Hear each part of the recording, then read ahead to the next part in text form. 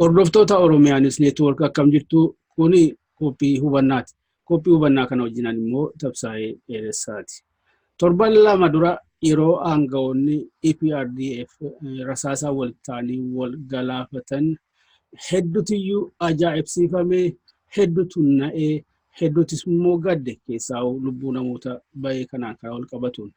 Torban lamaan darban kanas maali wanti ta'e kun Ihaadig keessa maaltu adeemaa jira garamitti immoo adeemaa laata kan jiru fi gaafiileen gurguddoon kana wajjin qabatan kakaanii hundumtuu bakka isaatti gama isaatiin yaada irratti kennaa deebiitti kennaa irratti mari'achaa irratti wal falmaa ture. Haa ta'u malee gaafii masa guddicha wanti ta'e kun maal isa jedhuuf iyyuu deebiin kenname irra caalaansaa kan wal faalleessu ta'eetoo ammaattuu namni uummati biyyattii addunyaan illee deebii hin arganne. Otoo kanaan jirru kaleessa kana har'a kana immoo inni sadarkaa namootaatti raawwatame sun sadarkaa jaarmolii miseensa EPRDF Ihaadigtti ol darbee keessaa jaarmoliin lama ifatti jaarmoliin uummata Amaaraaf jaarmoliin uummata Tigraay jechuun ADPanii fi Hewwahaat walitti ta'anii jiru. Kun immoo yaaddoo sodaa isa duraan ture sana caalaayyuu kan yaaddoo uumu kan sodaa uumu. Kunis immoo sababa guddaa qaba. Hundumtuu Ihaadigii fi addeetu hin taane jireenya guyyaa uummattoota biyyattiifiyyuu harka dhaaba kanaa keessa jira. Maaliif inni dhaaba kanatiyyuu olaantummaadhaan biyyattii bulchaa jira yookaan immoo mootummaa Ihaadig waan ta'eef. Kanaaf jecha amma wanti Ihaadig keessatti ta'aa jiru kun garamitti adeema laata? Egereen biyyattii keessaa immoo wanti waggaa tokkoon darbe jijjiirama jennee farsaa turre kun carraan isaa maali laata? Dhaamee badee hundumtuu bakka duriitti deebi'amoo tarii dandamatee darbee itti fufa laata? Haala akkasii keessatti jaarmoliin maqaa uummatootatiin sosocho'an keessaa immoo jaarmoliin maqaa uummata Oromootiin sosocho'anoo gara maal gochuu qabu laata? Kan jedhuu fi kanaa wajjin kan wal qaqqabatan gaafii tokko kakaafnee mari'achuudhaa fi keessummaa tokko qabannee dhiyaannee jirra. Keessummaan keenya kun isiniifis sagantaa kanaaf haaraa miti. Obbo Kumsaa Buraayyuu hayyuu poolitikaati, xiinxalaa poolitikaa barreessaadhas. Isin akkaan waliin turtanu kabajaan isin gaafachaa gara maree keenyaatti dabarraa. Obbo Kumsaa irra deebiin yeroo keetii baay'ee galatoomsin jechuun barbaada. Waan ta'aa ture, waan ta'aa jiru, waan walitti hin qabnu sigaa wanni kun dirree ati irratti qaroomina yookaan hubannoo yookaan beekumsa qabdu waan ta'eef dhimma keetii waan ati fedhiidhaan faana buutu sana manaa gaawwan hundaa'u quba qabdaa. Isa torban lama duraa sana ittuun deebinu inni kaleessaa inni har'aa kun inni Hewwaatii fi ADPaan walitti ta'an kun maal haala yaaddoodhaaf sodaa duraan sana irratti maal dabala waa'ee dhuma dhaaba kanaa maal nutti agarsiisa maal jechuu dandeenya laata? Galatoomii tasfaa'ee irraa kana deebiftee naa kennuu keetii fi egaa akkuma tu dubbatte haalli biyya sanaa guyyaarraa guyyaatti jijjiiramni isaa iyyuu immoo sadarkaa namni qaqqabuu hin dandeenyee fi akkaataa namni hubachuu hin dandeenyetti daddaffiidhaan ta'aa jira. Inni torbani lamaan darbee keessa aangawoonni EPRDF jawaawii wal fixanii akkuma jette waan darbeyyuu fakkaata torban lama ga'eera oduu bubbulaadha. Oduun haaraa nama kanaaf yaaddessaa fakkaatee mul'atu hariiroo Ihaadig keessa jirudha. Hariiroon Ihaadig keessa jiru amma ifatti ba'ee dhoksaa tokko malee waa hundumaa ofirraa mulqee hariiroo lolaa, hariiroo wal danqaa, contradictory relationship kan uummatarraa hin ofkamne kan isaan dura mana keessatti ooluun kuraa turan sunitti dhoohee gadi ba'e jechuudha. Inni kun amma kan dhoohee gadaa ba'uyyuu malee tasfaa'e mallattoo kana agarsiisu kan inni jalqabe waggaa bira darbeera. Yaadatte yoo ta'e Dr. Debretsiyonii fi Dr. Abiyyi afaan adda addaa haasawaa waliin jalqabanii turaniiru. Akkasumas immoo aangawoonni warra Amaaraa fi aangawoonni warra Tigree afaan adda addaa duwwaatu hin ta'in afaan walitti darbaa, afaan lolaa, afaan danqaa, afaan danqaraa walitti haasawaa waliin jalqabanii turaniiru.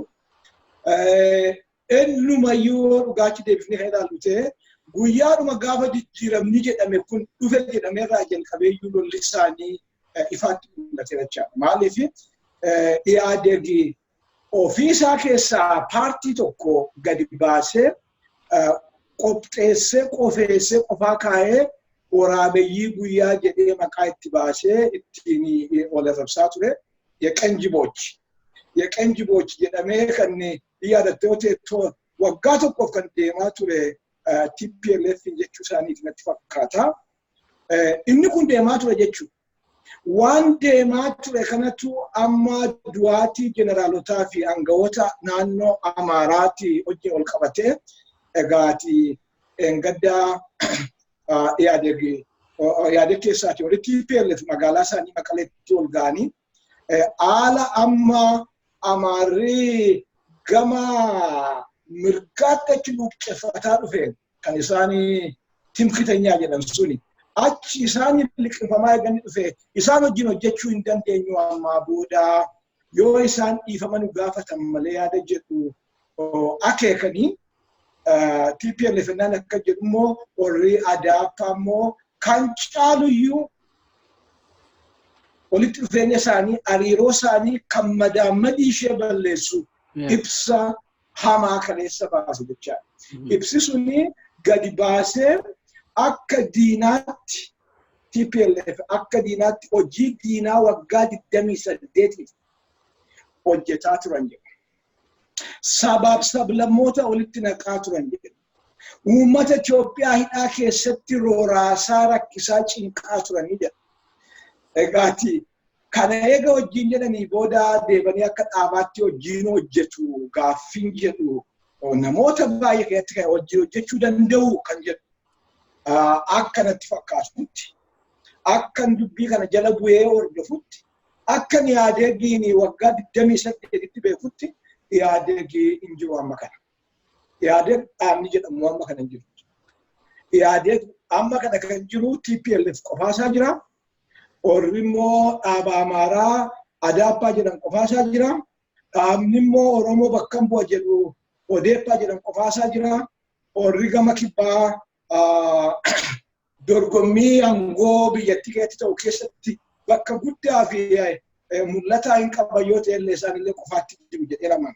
Kanaafuu kan dhaggeeffatoonni kee baruu qaban kan hundumtuu akka nama boora arguutti baruu qabnu yaadeegii amma kana hin jiru. Yaadeeg kan jedhamu dhaabni hin jiru.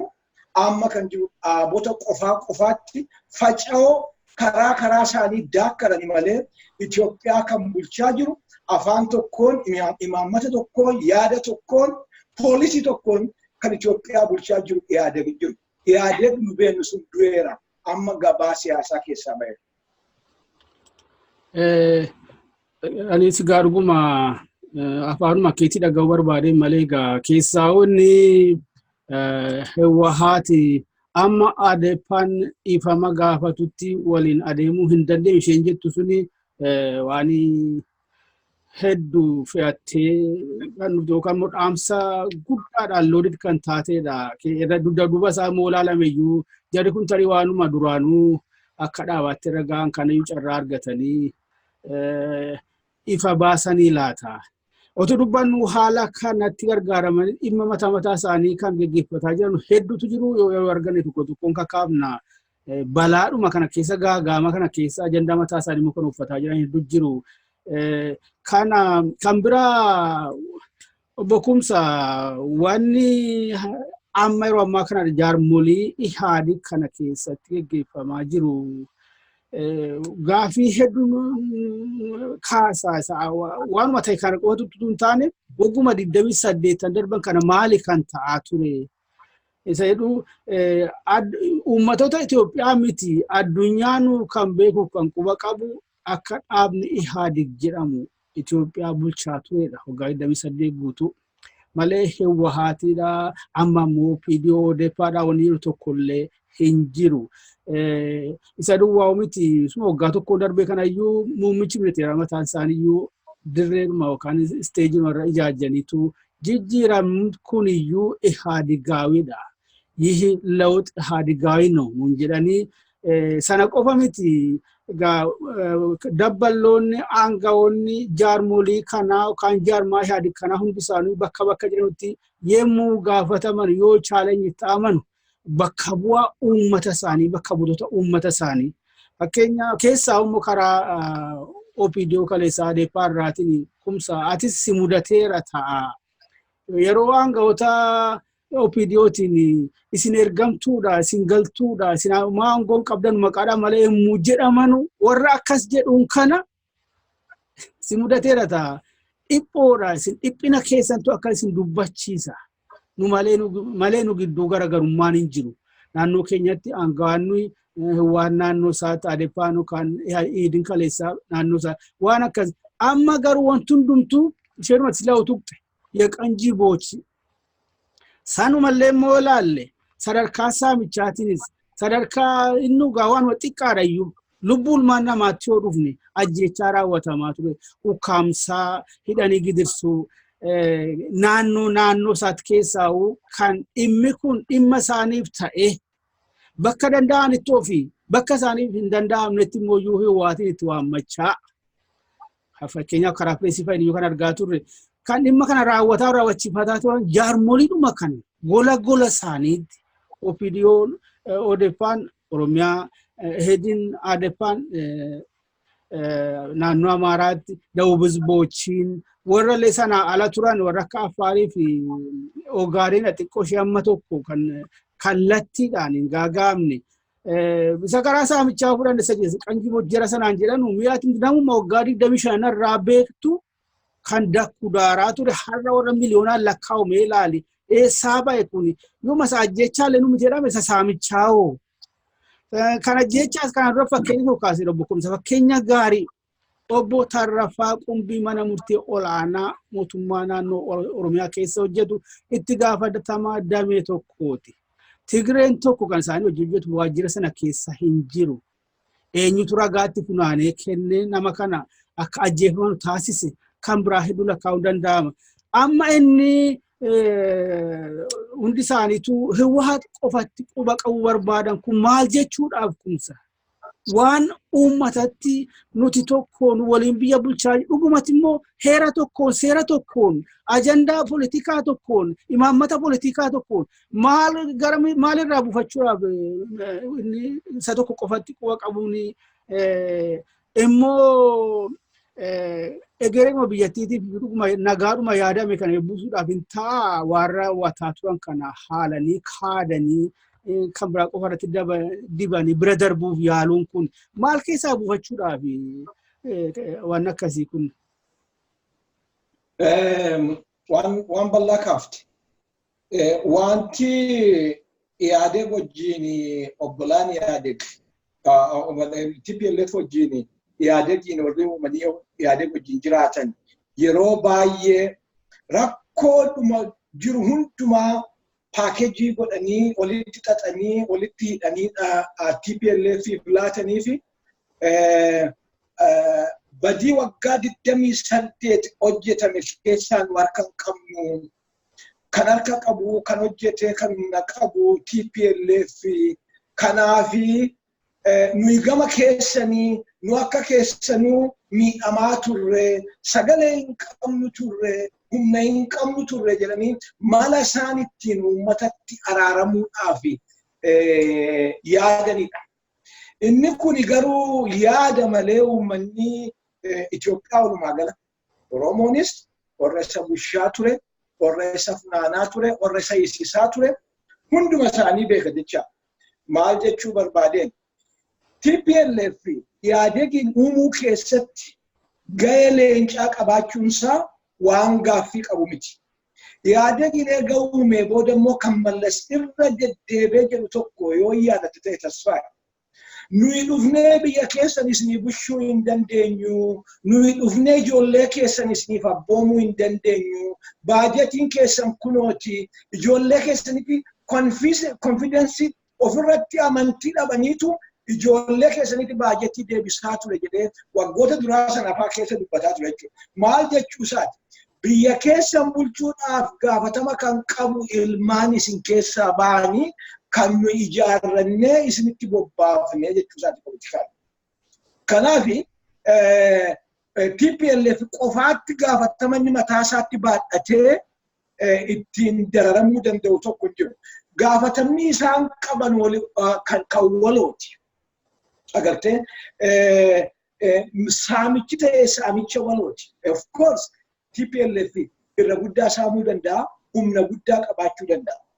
Yaadeg mee tasfaay. Yaadeg akka yaadegitti kan inni kufee, kan inni du'e gaafa mallas du'e. Egaa mallas du'e booda itti fakkeessaadhaan jiraatu malee aangawoonni paartii arfan kana keessaati of mul'isanii yaadeg jiddugala yaadeg suni hin jiru jechuu hin dandeessu. Agartee yaadeg nama jabaadhaan geggeeffamu. Yaadeg imaammata tokkoon bulu.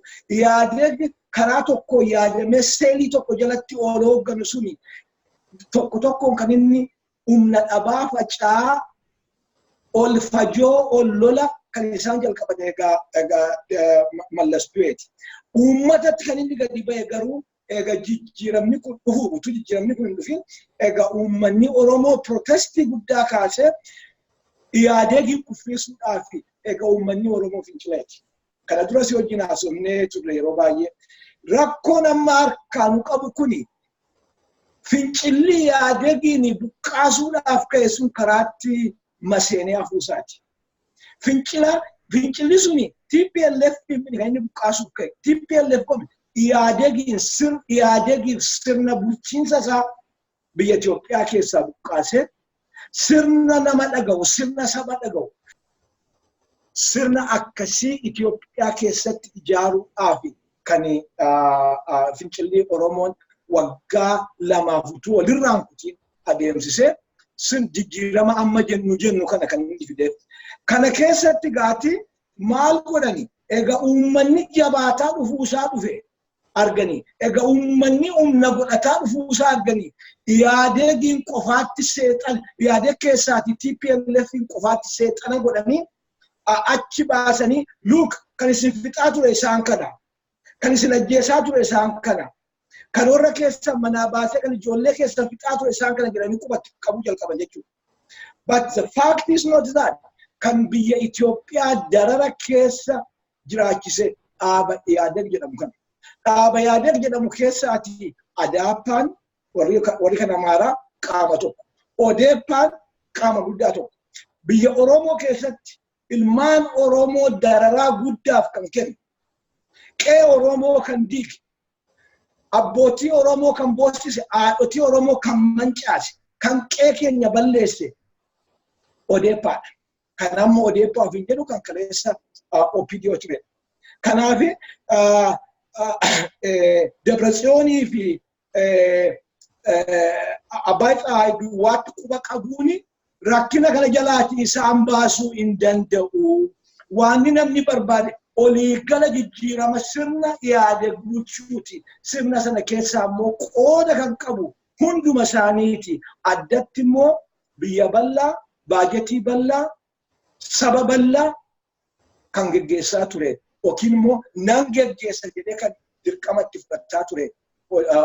OPDOdha.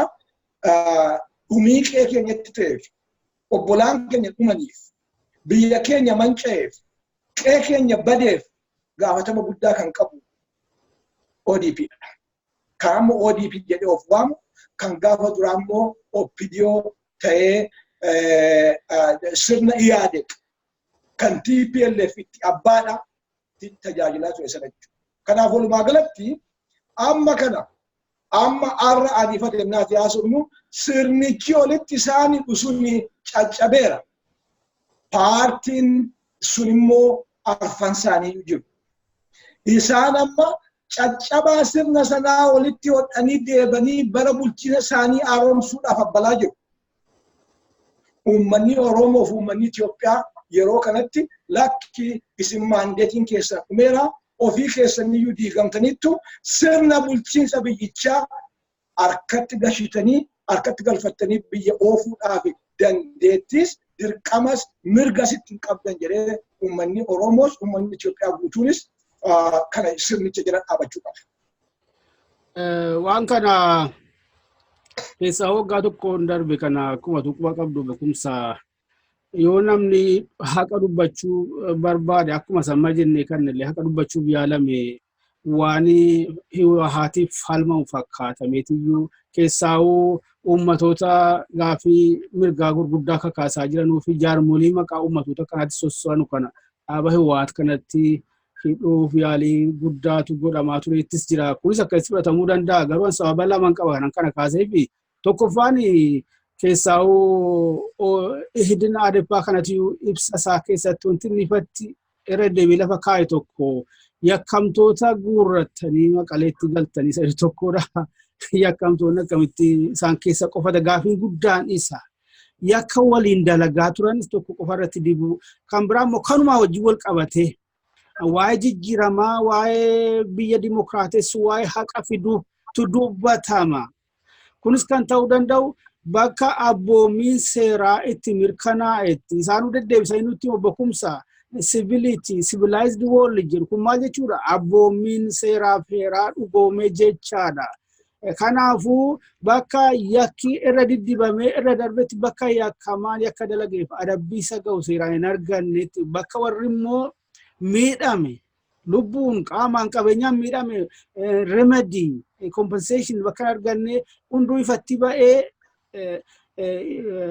wanti barbaadamu ta'ee ifamnis ifatti yoo taameen alatti ammas diddibamee warra darbame isa immoo aangootti dhufuyyuu jajjabeessuudha. Homaan taatu ittoo fe'atisi. Homaan madhiifama itteetu bira dabarta. Kanaaf jechaadha kanatti immoo wantumti wagguma tokkoon kana keessa bokumsa wanni hubanne dogoggorri guddaan dalagame tokko dirqama kana qaama dirqamni kun itti kennamuu hin malletti kennamuu isaati. Atis tuqaalti itti fakkaata.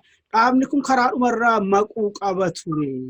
Mooraaliidhuma jijjiirama uummataa itti tarkaanfachiisuu hin qabu. Kanaafuu immoo waggotti tokkoon kana keessattuu tarii bakka 2-3 si'a 2 walirra deddeebi'anii wal xalafaa turanii amma kunoo sadarkaadhuma sossoo'uu hin dandeenye irra ugaanii nutti himaa jiru waliin adeemuu hin dandeenyu. Sana duuba immoo waa hedduutu jira. Kana wajjin wal qabatee boqomsa akkuma tuqaattu gaaga'amni kun kiraayisisiin kun akka carraatti fudhatameetiyyuu hanga tokko immoo jaarmolumti ihaadi kun egaa aangoon isaan harka jira. Gama isaatiin immoo diinqa isaaniitti dhimma mataa isaanii baafataa jiru. Mammaaksa tokkoon ijoollummaadhaan beekaa. Qiyaamaa keessa nagadu waliin jedhu keessa warri musliimaa kun balaa bu'aa jiru keessa ati biizinasii kee oofachuu jechaadha. Kaleessa galgalallee kunoo laqamtee fa'itti waajjirri adda bilisummaa Oromoo caccabeetiyyuu saamame jedhu hidhaanii fi ukkaamsaan kun gara baatee 4-5 ga'eera. Hamma yoonaatti irra caalaan isaa gara dhiyaatiif gara kibbaa naannoo Gujii kana ture. Torban darbe kana immoo gara bahaattuu achi babal'atee Hararge keessa bakka adda addaatti namoonni hedduu jaarmolii kana kan biraa irratti hin argina. Jaarmaa haaraa maqaa uummata Amaaraatiin as ba'e kana abin kana humna immoo seera qabeessa ta'e dhiisee isaallee amma ammaatti hin beeknu gartuu baaldaraas of waamu kana keessa carraa kanatti gargaaramanii warra isaan yaaddesse kana karaarraa maqsuuf yaalii guddaatu godhamaa jira. Kanaa wajjin wal qabatees mirgoonni sabootaaf sablammootaa gurguddoon waggaa 28 iyyuu kaa'aa turan fakkeenyaaf kan akka gaaffii naannoo fi uummachuu kan uummata Sidaamaa kan isa dugda duuba jiru kan warra Walaayittaa kuni isaanuma wal qabatee moo waa'ee eenyummaa yookaan ownership yookaan abbaa biyyummaa magaalota gurguddoo kan akka Finfinnee fi kan akka Hawaasaa kan amma immoo haaraa ta'e kan Finfinnee dabalameera. Kana sukkaamsuuf yaalii godhamaa jira. Yoo kana laalle carraan jijjiiramni kun qabdu maal sitti fakkaata? Garamitti adeemti laata? Uummata sabaddee gara duraatti deebinamoo kan immoo jeequmsa hin jirretti seennamoo bayyanatee itti fufa laata? Maaltu sitti mul'ata? Bakki muammaa irra jiru kun kan inni akka inni wal xaxaa ta'u kan inni ta'ee fi jijjiiramuma jalqabne sana ka jalqaba manaa itti ba'ameef kan lubbuun itti kennamee fi kan jireenyi kan qabeenyi itti qisaasameef sana utuu karaarra oofuun danda'amu atamee karaarraati waan inni kaatee fi bakka silaati yeroo kana waggaa tokkotti waan biraa waan jajjabaa kan biraa haasa'uu waan biyya ijaaruu waan biyya guddisuu waan biyyicha immoo dhuguma gama dimokiraasii dhugaatti achi ceesisuu haasa'amu itti jiru. Achi hanqanneeti amma deebinee silaatii kan waggaa darbe haasa'amuu qabu amma kan haasofna jechuudha. Yaadatta yoo ta'e akkuma jijjiiramni kun dhufeeni akkuma jijjiirama jennagaati. Akkuma isaan achitti ol jijjiiraniin kan nuyi dubbachaa ture inni guddaan mootummaan kun jijjiiramni kun yaadegitti kennamuu hin qabu. Jijjiiramni kun yaadegiin badhaafamee biraa deebamuu hin qabu. Jijjiirama kana yoo xiqqaate agartee unity governmentiidhaan warroota dhimmisaa ilaalu bal'isanii wilchiisaa bal'isanii warroota dhimmisaa ilaalu walitti qabanii akkaataa itti mootummaan ol ta'an tokko ijaaramee jijjiiramni kun itti ce'u malli dhaamuu qabaa yaada jedhu faa kaasaa ture. Yeroo sana namoonni baay'een akka yaada maraatuutti ilaalan jechuudha. Dhugaansaa garuu deebeedhuma waan uummanni itti dhume waan uummanni itti manca'e isuma mancaasetti qaamuma mancaase sanatti laatamee dhaabonni baay'een silaa kan namoonni abdatan silaa qabsoo sabaaf dhaabanna jedhani nuu humna ittiin qabnu yaadegitti dhannee galla jedhanii hundumti isaanii fiiganii dhaqanii yaadegitti galan. Ennaa yaadegitti galanii warroonni yaadee kana keessaati jijjiirama geggeessina jedhanii humna laphee isaanii keessatti unexpected kan takkaa yaadiin humna of keessatti argatanii jijjiiramni kun dhalatumti isaayyuu yaada gaawiidhaan nati jette sun kanarraa jechuudha. Agartee jijjiiramni kun yaada gaawii miti kan yaadeetti fidamini kan yaada jijjiirama fiduu barbaada yoo ta'e waggaa 27 maaliif nama fixa? Yaada jijjiirama fiduu barbaada yoo ta'e waggaa 27 maaliif nama hidhe? Lakki jijjiiramichi kan yaadeef miti jijjiiramichi kan uummataati.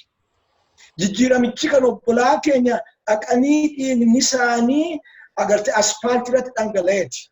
Jijjiiramni kan ijoollee keenya irreechatti dhaqanii jimilaadhaan dhumaniiti. Jijjiiramti kan nama keenya mana hidhaa keessatti dhumeeti. Jijjiiramchi kan yaadegameti. Amma yaadegamma nam kolfayyuu yeroo tokko taa'ee amma yoo kana kan warri yaadegaa haasa'an utuu dhuma deemnuutu 4 kiloon banaa taanaa itti maqnamini jijjiiramnee qabsoofnee finne jedhaniifa waan sirna waggaa 28 gaaffii tokko malee tajaajilaa turan. Sirna waggaa 28 agartee sagadaafii turan arra waan sirnicha sana ofii isaanii jijjiiran irratti qabsaanii jijjiirama fakkeessanii ijoollee keenya kanarratti dhumti obbolaa keenya bakka buuteen isaanii wallaala. Agartee the cumulative contribution Oromoon godhe isa xiqqeessanii ofii isaanii akka waan jijjiirama fudhatanii itti kennan. Isaanii wakanaa jedhanii tasfaa'e waan nama qaanessuuf nama xiqqeessu immoo beekoo kan jedhaman gama Oromootis gama Amaaraatis paartii beekoo kan jedhaman exactly kana keessa kan turan baqataa kan turan yaadegitti dhaqanii harka laatanii masruufa yaadeg laatuuf agartee mana bultii ni laatuuf biddeena ni laatuuf makiinaa caccabduu ni laatuuf dhaqanii isa fudhatanii ay kana malee karaan kan biraa hin jiru yaadek malee karaan kan biraa hin jiru jedhaniitu agarte dhaaba duraanuu diktaaterummaadhaan beekamu dhaaba duraanuu nama jeesuudhaan beekamutti lapheetirratti laphee horanii fi akka waggaan kun badu godhate. Waggaan darbe kuni agarte jijjiiramni xixiqqoo hin jechuu komiti. Garuu waan nama aarsu karaa gama tokkoo baaftee hidhaa dhaabee haaftee karaa gama tokkoo inni ta'ee ta'e jijjiiramni akkasii hin jiru. Karaa gama tokkoo elaa miila sirraa kutee jettee karaa gama tokkoo immoo dhattee harka irraa kutee yoo ta'e jijjiiramni ta'e jiru. Ammaas dhiyoo kanatti waan inni argaa jiru namni biyya Oromoo keessaa in particular agartee jumlaadhaan hidhamaa jira. Tasfaa yoo gad deebiftee gara Wallaggaatti gadi buute guyyaa guyyaatti namni 10, 15, 20 du'aa oola. Naqamte har'a yeroo ammaa sa'aatii ani sitti haasa'aa jiru kanatti mana hidhaati. Lafa itti nama hidhan dhabaniitu dhaqaniitu masaraa Kumsaa Morodaatti mana hidhaa godhanii achitti nama hidhaa jiru. Namni gadi bayee akkatti galu dhabaa jira. Gara Gujii yoo dhatte kan caalu hanga tokko wayyaa qabaachaa kan ture karaa Harargeeti har'a kun karaa Harargee waan ta'aa jiru kun niwusiirra dhageessetti. Kun hundumtuu jijjiiramni ta'e maalinni isa jedhu nu gaafachiistadha.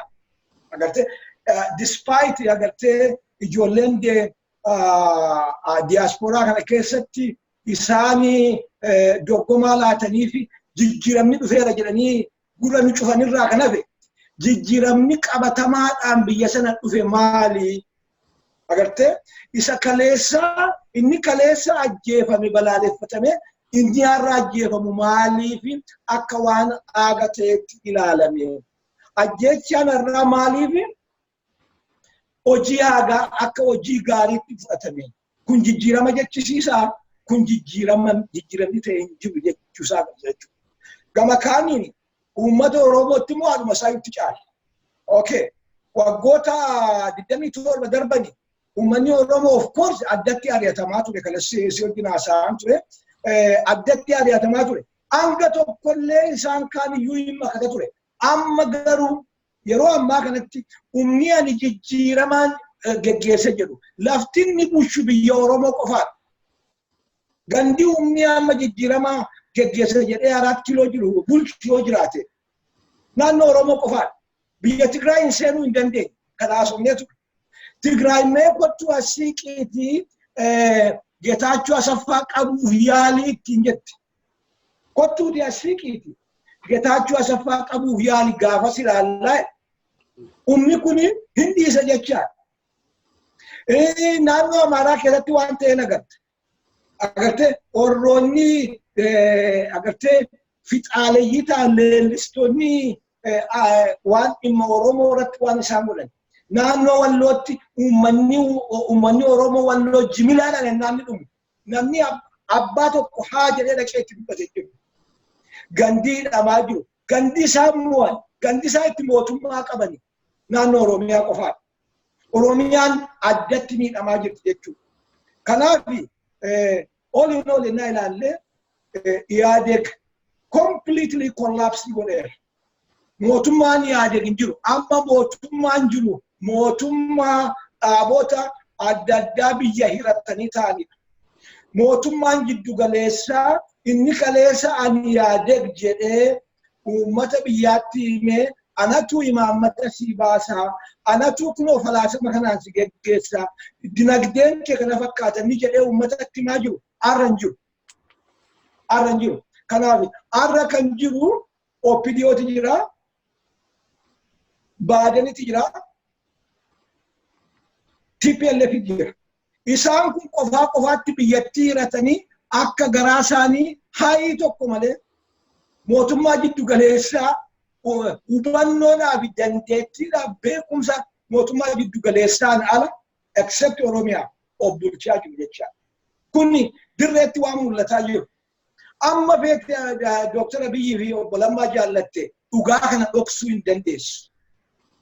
Dhugaan lafarra jiru ganda Oromoo irraa kan hafe bakka biraa bulchuu hin dandeenye.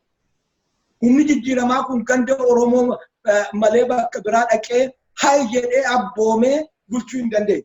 Kanaaf amma kan itti aanee dhufu maali isa jedhu waan ani akka nama waa yaaduu tokkotti kan na yaaddessaa jiru maali waan itti aanee jiru egaa yaadee wajjin hojjechuu dadhabe which has been over a year amma gara waggaa lamaa fuudhee egaa inni hojjechuu dadhabe biyyi kun dhuguma akka federaalaatti jirti moo hin jirtu inni jedhu gaaffii biyyi waan macallumadhee jiru federaalizimiin jira jennee amanuu hin dandeenye.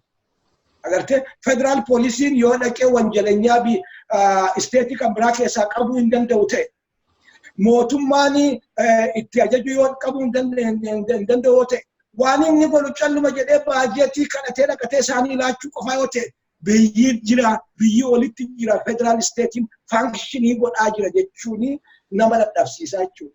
Kanaaf alternative utuu laftiin dhiin ilaalamuu qaba. What is alternative to EPRDF? Amma mali, malli biraa mali, iyaadeg malee malli biraa mali kan jedhamu ilaalamuu qaba. Iyaadeg itti galla jedhanii horii deeman suni amma kana gaabbaruu qabu. Iyaadeg ammaa booda hin jiru. Iyaadeg isaan beekan sun ammaa booda hin jiru. Amma kan jiru dhaaba tokko tokkeedha. Dhaabni tokko tokkeen immoo biyya tokko tokko qabataniiru. Biyyi kun federaalii ta'aa fi qofaa bulaasaa waan yeroo nu agarsiisu deemu jechuudha.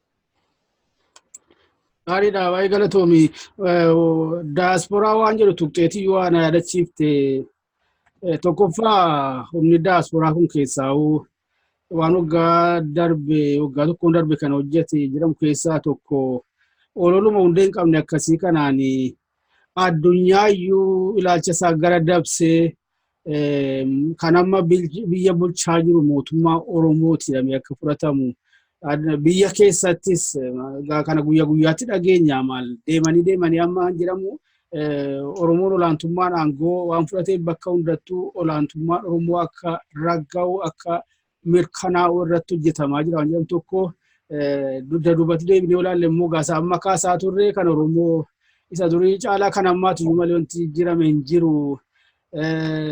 Kana miti keessaa immoo torban lamaan sadan darban kana immoo gaagama kana faana bu'ee immoo mootummaa kana wajjin ijaajjuu qabna muummicha ministeeraa kana wajjin ijaajjuu qabna. Obbo Kumsaa dhugaa dubbachuudhaaf ilaalchi kee fi amantaa kee ejjennoon kee hanga tokko illee taate Oromummaa kee irra darbee warra an Itoophiyaa ofiin jedhuunis Itoophiyummaa sanarras darbee ilaalcha ilmoo namummaatiin ilaaltee haqaaf dhugaadhaaf hin falmitu taate aantummaadhaan jaamtee adooddee haqa dabsuu haqa ukkaamsuu irratti bobba'an keessaa haala Itoophiyaa keessatti eessattuu nu geessu gara fuulduraatti nu tarkaanfachiisu kun baay'ee yaaddessaa. Mootummaa Oromooti jettu kana amma yeroo hundumaa kan nu dhageenyu kanadha. Yaanni sun konseptiin sun jalqabumarraayyuu dadhabaa natti fakkaatan. Uummanni Oromoodhaa nama biraa mo'uudhaaf Itoophiyaa mo'uudhaaf qabsoo guddaan goone. Qabsoon inni itti ijoollee isaa fixee ganda isaa bulfachuudhaaf of biyya isaa ijaarrachuudhaaf ofirratti mirga of biyya isaa irratti mirga of bulchuu qabaachuudhaaf. Kanaaf konseptiin mootummaa Oromooti Itoophiyaa bulcha jedhu konseptii dadhabaadha. Tokkoffaa bulchiisni Oromoon dhiigaaf lafee irratti aararra'u jedhee hin jiru. It's not about blood and bone. Oromoodhaa fi wanti Oromoon itti qawwee fuudhee laga dhaqeef wanti itti Oromoon ilmaan isaa gabbareef sirna cunqursaa balleessuudhaaf. Fedhe abbaan fedhe biyya bulchuu danda'a rakkoon qabu sirni cunqursaa badeennaan uummanni Oromoo ana duwwaatu bulchuu qaba. Itoophiyaa ana duwwaatu bulchuu qaba jedhee yeroo inni imaammatee itti deebi'e guyyaa tokko nagalle. Atis naannoodhuma waggaan 28 qaamni tasfaa'e. Atis naannoodhuma siyaasaa turte anis naannoodhuma sanan ture.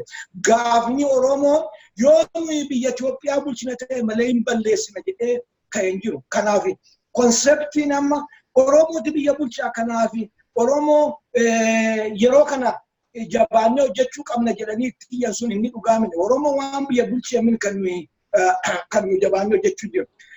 sirni haqaa, sirni dimokiraasii, sirni walqixxummaa Itoophiyaa keessatti akka inni dhufu kan nu barbaadu.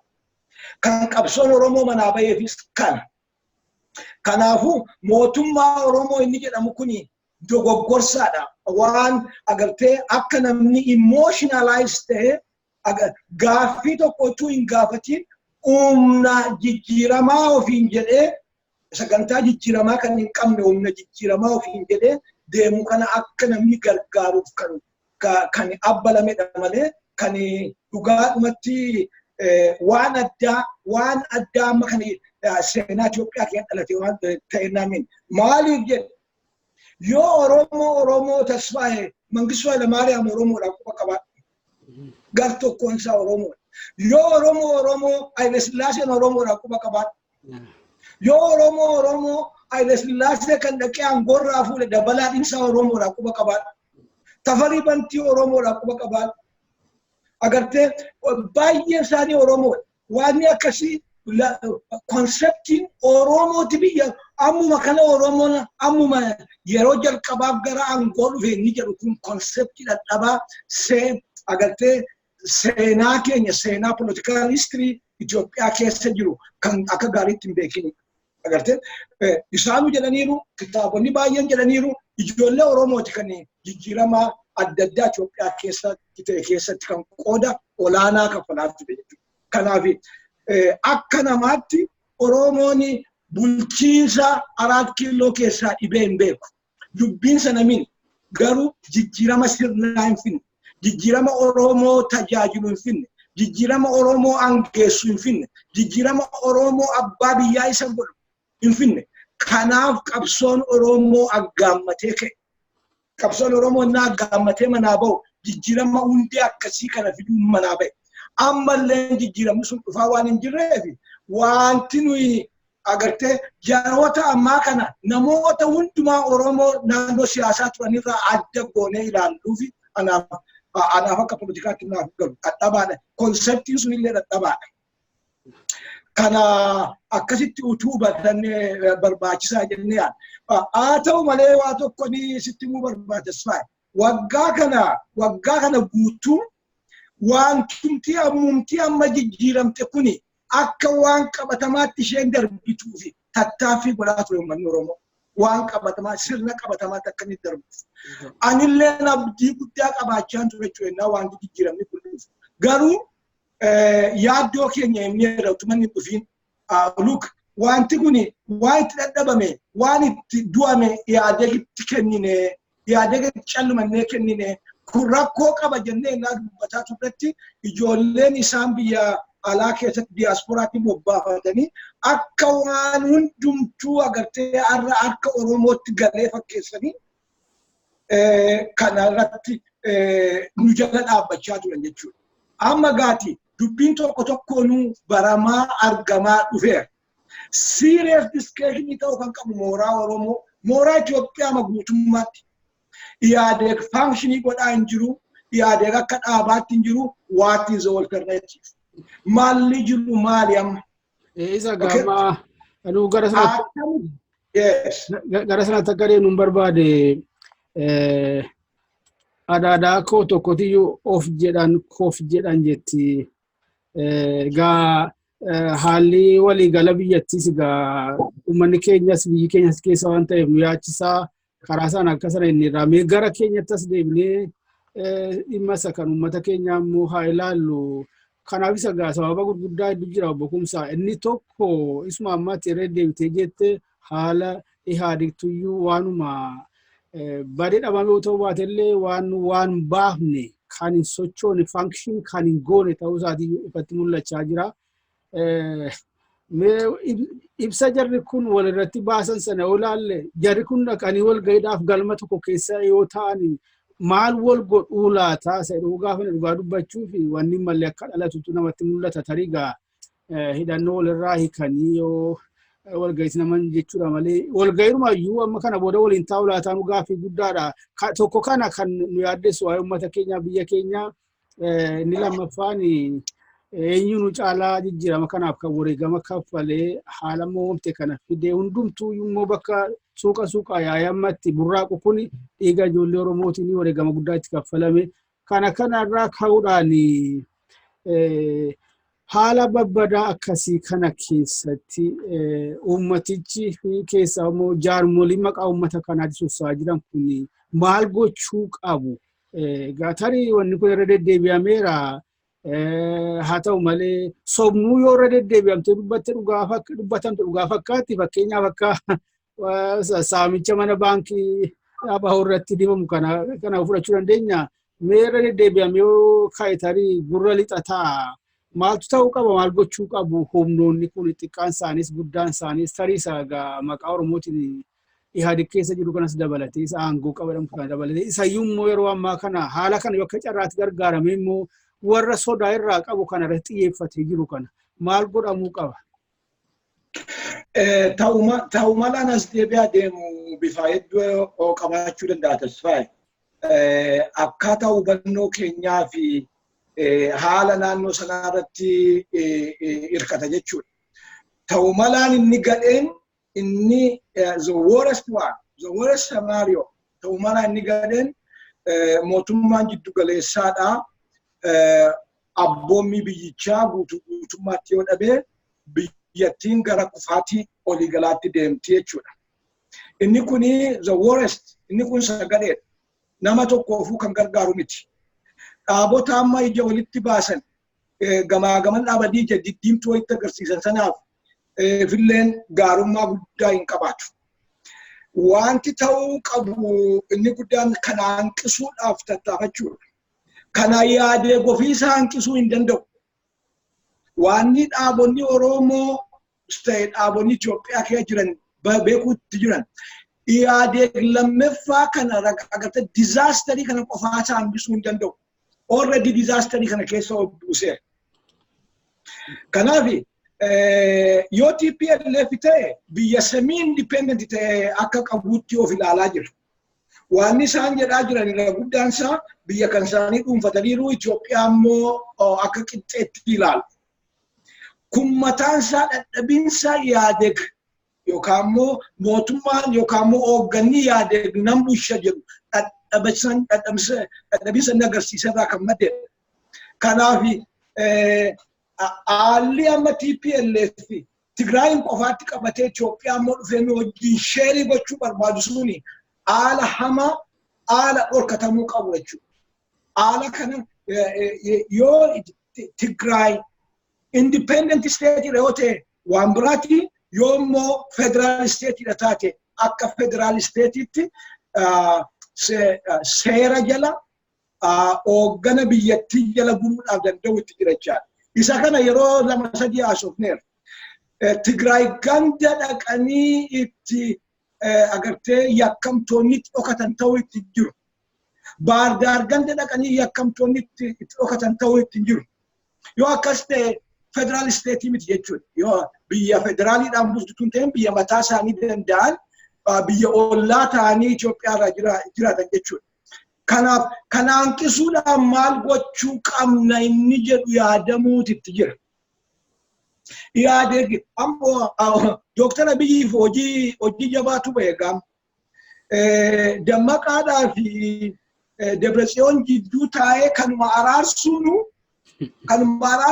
hojii guddaadha jechaadha. Hojii biyya bulchuutu ta'e kanuma dubbataa ooluun hojii sa'aatii namarraa fudhatu, immooshinii namarraa fudhatu, faayinaansii namarraa fudhatu, waa hundumaa namarraa fudhatu jechuudha. Kanatti deemaa jechuudha namichi kun. Kanaaf dhaabonni nuyi biyya bulchuudhaaf dhaabbanne jedhan yeroo kanatti ka'uu qaban. Yeroo kanatti ka'anii noo cinaatti akka biyyi kun itti buluu danda'u elaa kana qabnanii alternative policy. Rakkina kana keessas immoo akkasitti kuchisiifna jedhanii akka itti rakkina sana keessa kuchisiisan agartee mala dha'uu qaban. Ihaadigin duwwaa ta'anii eeguu hin danda'an. Ihaadigin duwwaa ta'anii Ihaadig duwwaan ammallee mala nuu fidee Itoophiyaa deebisee fayyaa walitti fayyisa jedhanii ta'anii abdachuun isaa jechuudha. Dhaabonni Oromoo immoo addatti yeroo kana Biyyisu yoo kan gara jeequmsaa fi gara kufaatitti kan deemtu ta'e naannoon irra guddaatti miidhaan guddaan irra ga'u naannoo Oromooti. Ammumaayyuu akka Oromoon ofinittisne opinion gooteetti. Agartee naannoo Oromoo keessaa dargaggeessi akka inni ijaarame akka hin sochoone namni agartee qawwee aturuuti akka inni dullaallee baatee hin adeemne akka inni shimalallee baadhatee hin adeemne opinion waan baay'ee gooteetti. Naannoon of ittisa hin dandeenye Itoophiyaa keessaa yeroo ammaa kana naannoo Oromooti. Dhaabonni Oromoodhaaf dubbanna jedhan. Agartee dhaabonni Oromoodhaaf dhaabbanna jedhan. Dhaabonni Oromoo keessaa baane jedhan. Rakkina Oromootti as deemu kana jabeessanii ilaaluu qabu. Kun egaa kan Oromiyaan siin jedha. Walumaa gala garuu Itoophiyaa guutummaattuu dhaabonni agartee structural change bu'uuraa biyya sana keessatti akkamitti fiduu dandeenya kan jedhu yaadamu itti jira. Humni amma kana agartee humni ittisa biyyaati jedhamee jiru kuni attam ta'uu danda'a kan jedhamu ilaaluu itti jira. Yoo agartee dhaabonni kun gargar kan deeman ta'e eenyu humna kana abboomu? Humni kun kan eenyuuti? A very serious question. Humni kun kan eenyuuti? Humna kana eenyu abboomu? Is that really Abiyyi tabboomaa jiramu? Dabratsiyoonii tabboomamu? Dammaqaatii abboomamu? Moo ofiisaa humna siyaasaa ta'ee dhufee biyya fudhachuuf deema? Kun hundumtuu ilaalamuu qaba. Ethiopia is a very serious country amma kana. Bakka akka salphaatti keessa ba'amu miti. Bakka calluma jennee alaabaa baanee kottaa hiriira baanaa fi jennee rakkina Itoophiyaa furuu hin dandeenyu. Hin danda'amu. Sana bira darbeera rakkinni Itoophiyaadha. Yoo waan kun walirraa gangalatu ittuma yeroo bitatu jenne rakkinichi ittuu kan caalu hundee godhataa deemu jechuu keenya. Akka rakkinichi hundeen godhanne gochuudhaaf wanti nurraa eegamu akka sabaatti maali? Akka nama tokkootti kumsaarraa maaltu eegama? Tasfaayirraa maaltu eegama? Akka dhaabaatti dhaabota Oromoorraa maaltu eegama? Dhaabonni Oromoo ta'anii masruufa yaade geeggachuurraati bilisa obbaasuu qabu. Agartee dhaabonni Oromoo deemanii yaade giinni agartee addanatti na gargaari asitti kana naa kenni hoteela akkasuma bulchi jechuurraati bilisa ta'uu qabu. Bilisa ta'uu qabanii alternative isaanii saba Oromootti dhiyeessuu qabu. Eeyyee of course natti nama natti dubbate rakkina guddaadha. Yes, ara fakkeenyaaf waajjira dabalisummaa Oromoo naqamte keessatti caccabsaa oolaniiru. Yes, kan kana caalu yoo dhufuuf deema kanaaf attamitti of qopheessuu danda'a uummanni Oromoo. Rakkoo kana caaluuf attamitti of qopheessuu danda'a kan jedhu beektonni Oromoo, qabeeyyiin Oromoo, dargaggeeyyii Oromoo agartee karaama siyaasaa duwwaa ilaaluutu hin ta'in paartiidhaan qoodamuu duwwaatu hin ta'in akka Oromootti balaan itti deemaa jiru kanarraa attamitti dandamana jennee yaaduu danda'uutu jira. Nuyi kan naannoo bal'aa keessa jiraatu. Nuyi kan uummata guddaa qabu. Nuyi kan daangaan keenya saboota baay'ee wajjin ol daangessu. So serious implication qaba biyyi kun yoo kan dadhabdu ta'e uummata Oromoo irratti serious implication qaba. Kun hundumtuu sirriitti yaadamuun itti jira. Warroonni immoo Dr. Abiyyiin mana cufannee gorsina jedhan. Waggaa tokko guutuu mana cufatanii gorsaniiru wantichi rakkina irraa isa hin beeku. Dr. Abiyyi inumaayyuu warra isa gorsu kana deebee review gochuu qaba. Agartee warra beeta mangistii keessa dhaqee isa gorsu kana review gochuu qabu. Nagaa fidani moo gorsi isaanii nagaa fide moo rakkinatti dabale biyya kanatti kan jedhu ilaaluu qaba. Agartee warra agartee exceptional access qaban palasiitti. Nama sadi nama shan ta'uu isaan kun nagaa fidani moo biyya Itoophiyaatti isa gorsuudhaan nagaa isa gorsuudhaan tasgabbii isa gorsuudhaan jaalala fidani moo rakkina fidanii biyya Oromoo keessatti naannoo Amaaraa keessatti maali kan isaan fidan Dr. Abiyyillee kanatti dammaqee yaaduu itti jira. It's a serious time. Waan agartee internetiidhaan nama arrabsiiftee afaan qabsiiftu mini biyyi bakka rakkoo ulaa rakkoo irra geessee jirti biyyi keenya. Ulaa rakkoo kana keessa qaxxaamursuudhaaf nama jamaa marii jabaa nu barbaachisa. Mariin kun immoo agartee ani nan jibba jettee isa tokko achi diidatti qabdee isa tokko ofitti qabuudhaan marii qabatamaa kan biyyaaf ta'u sana fiduu hin dandeessu. Kanarratti mootummaadhaan ni ofiin jedhu jabeessee yaaduu qaba. Oppositionii yookaan immoo mormitoota odoo ofiin jedhanii seriously yaaduu qabu. Yaadeegachii bannaan yoo ofii isaanii alternative policy hin qaban ta'e isaanillee akkuma yaadeegbatu. Kana beekuu qaban. Kanaaf mala dhaanii uummata kanaaf agartee mala kan biraa alternative mootummaa kan biraa propose gochuu danda'u isaati jira jedhee yaada. Baay'ee gaariidha. Kanatti waan gara biraasitti yeroo keenya sadarkaan dheeressinu kun atis muddama kanaan as baatee marii kanaaf qophii taateen argamu keetii fi maquma sagantaa hubannaa kanaan maqaa Oromiyaa News Networkiin baay'ee galatoomsin jedha. Tarii gaamee haala muulaalleetiyyuu walitti deebinaa gaawaan immoo jenne dhaamsa darbe kanammoo Waaqayyoo akka isaan furatan isaan taasisuu qaamolee dhimmi ilaaluun hunduma isaanii ummaticha Waaqayyo bira ijaajju. Waan inni naafne tokko jira tasfaa'e.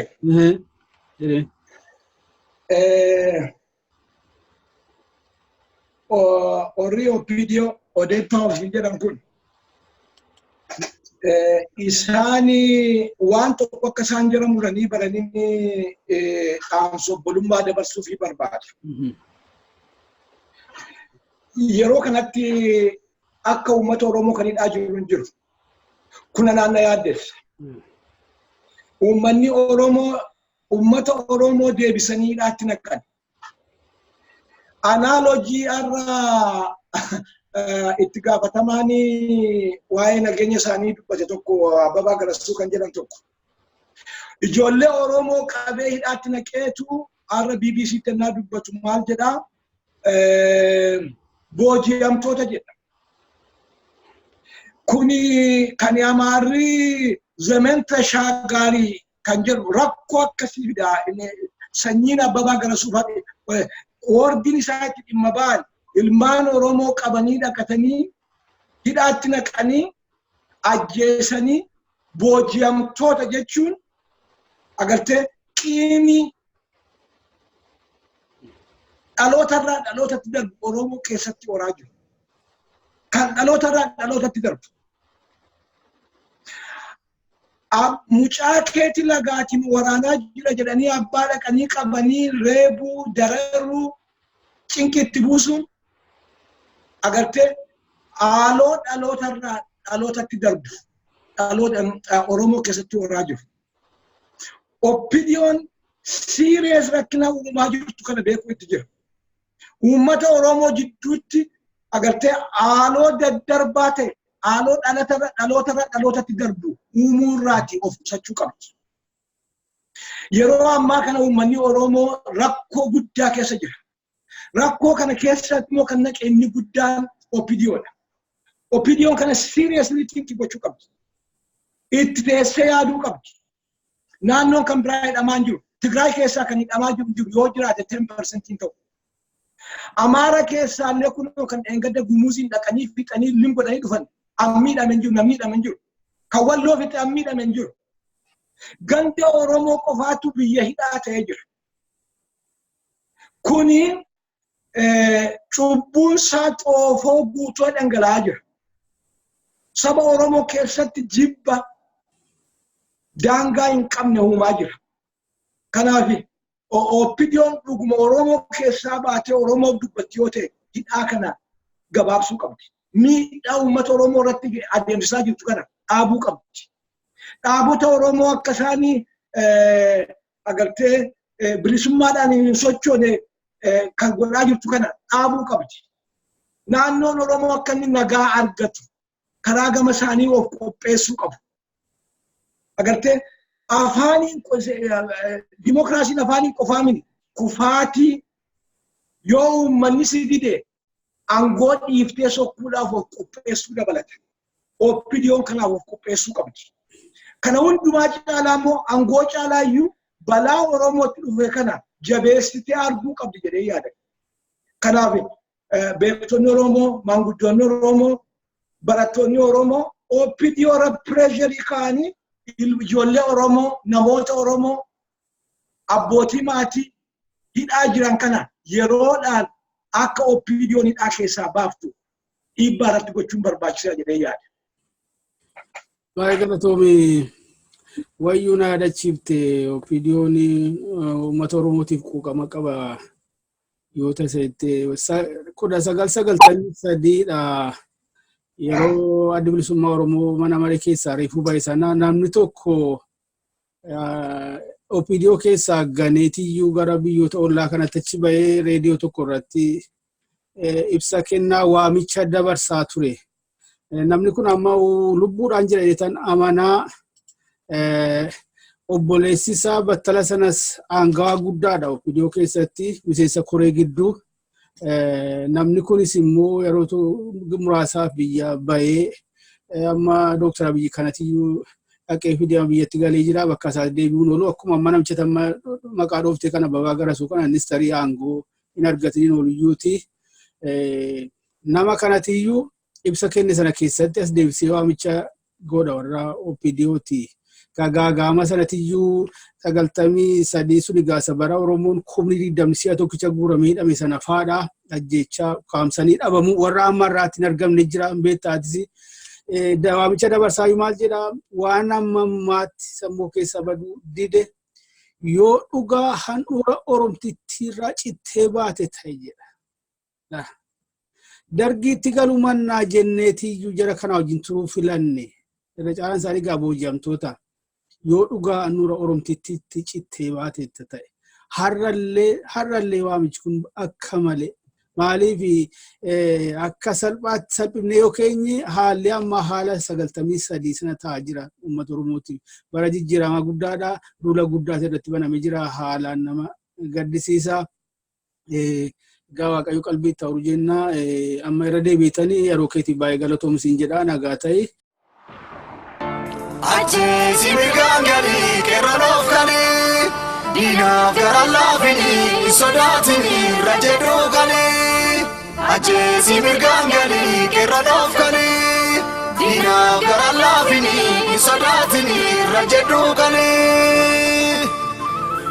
Goota irraa dhalannee gootummaadhaan guddannee garoo diina sodaannee gadiinaan jilbiinfanne gachana feeboo qabna qawwee biraasasas qabna hidhannoo jabeessina gabroonfataa buqqifna gabroonfataa buqqifna gabroonfataa buqqifna mallattoo addaa qabna urjii qaara shaniiti gidduun gaaddisa odaa. Mallattoo eenyummaati mallattoo eenyummaati mallattoo eenyummaati gidduunsaa magariisa naanna'uun isaa diimaadhaa wal ka'uuf yeroo geesse jajjabeen koo cimaadhaa qeerransoon koo cimaadhaa jajjabeen koo cimaadhaa qeerransoon koo cimaadhaa. Ajjeesi mirgaan galii qeerranoof galii. Diinaaf gara laafini sodaatini rajeduu galii. Ajjeesi mirgaan galii qeerranoof galii. Diinaaf gara laafini sodaatini rajeduu galii.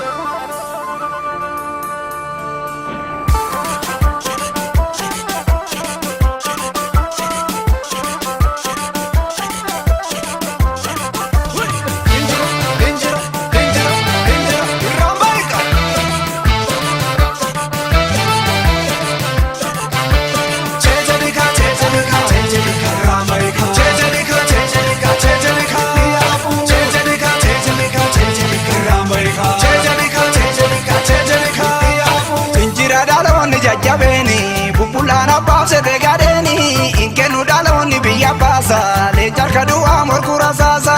Injira daloni jajjabeni bubulana baase begadeni inkenu daloni biya basa le jarkadu amor kurasasa.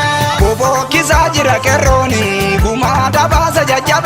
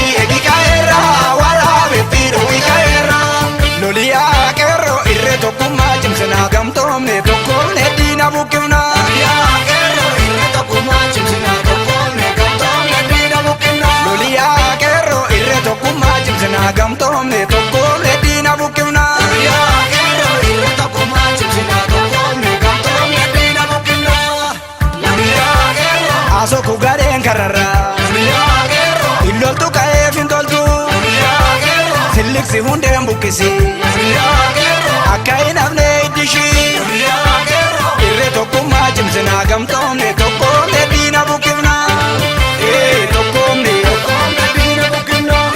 hamboorra wallagga salaale arsiirra baleerra sululta sandaafa shawaarra buraayyuu finfinnee oromiyaa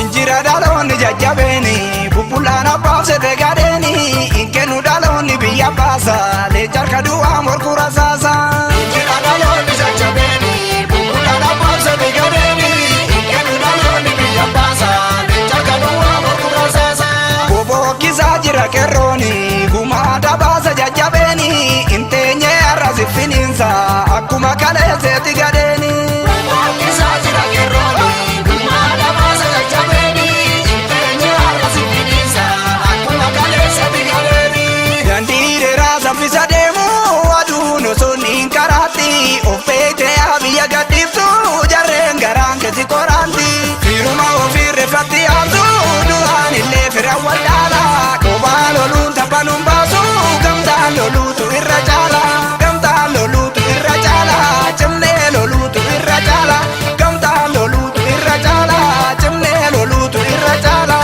loliyaa qeerroo irree tokkummaa cimsinaa gamtoomne tokkoomne diina buqqifna loliyaa qeerroo irree tokkummaa cimsinaa tokkoomne gamtoomne diina buqqifna loliyaa qeerroo irree tokkummaa cimsinaa gamtoomne tokkoomne diina buqqifna loliyaa qeerroo irree tokkummaa cimsinaa tokkoomne gamtoomne diina buqqifna loliyaa qeerroo horicha diina qeerroo loliyaa qeerroo leenca qolattu roorroo loliyaa qeerroo yaa bokkisu goonni lolu loliyaa qeerroo isa kana jeesu tolu loliyaa qeerroo irree tokkummaa cimsinaa gamtoomne tokkoomne